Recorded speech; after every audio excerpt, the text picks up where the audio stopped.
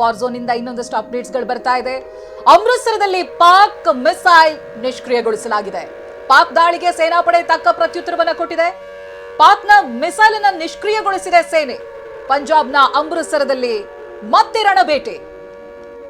Back to back ಈ ರೀತಿಯಾದಂತಹ ದಾಳಿಗೆ ಪ್ರಯತ್ನ ಪಡ್ತಾ ಇದೆಯೇ ಹೊರತು ಯಾವುದು ಕೂಡ ಸಕ್ಸಸ್ ಆಗಿರುವಂತದಿಲ್ಲ.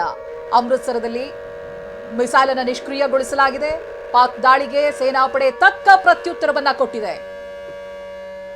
ನಮ್ಮ ಜೊತೆ ಸುದರ್ಶನ ಚಕ್ರದಂತಹ ಅದರ ಜೊತೆಗೆ ಮಲ್ಟಿ ಲೇಯರ್ ಡಿಫೆನ್ಸ್ ಸಿಸ್ಟಮ್ ಇರಬೇಕಾದ್ರೆ ಭಯ ಯಾಕೆ ಅನ್ನೋ ರೀತಿಯಾಗಿ ಕಾಣ್ತಾ ಇದೆ.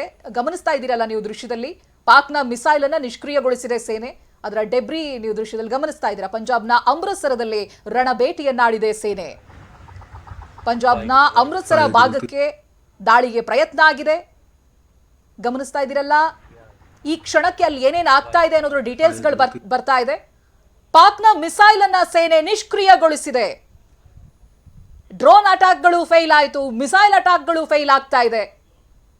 ಅಂತಹ ಮಲ್ಟಿಲೇಯರ್ ಡಿಫೆನ್ಸ್ ಸಿಸ್ಟಮ್ ಭಾರತದ ಬಳಿ ಇದೆ.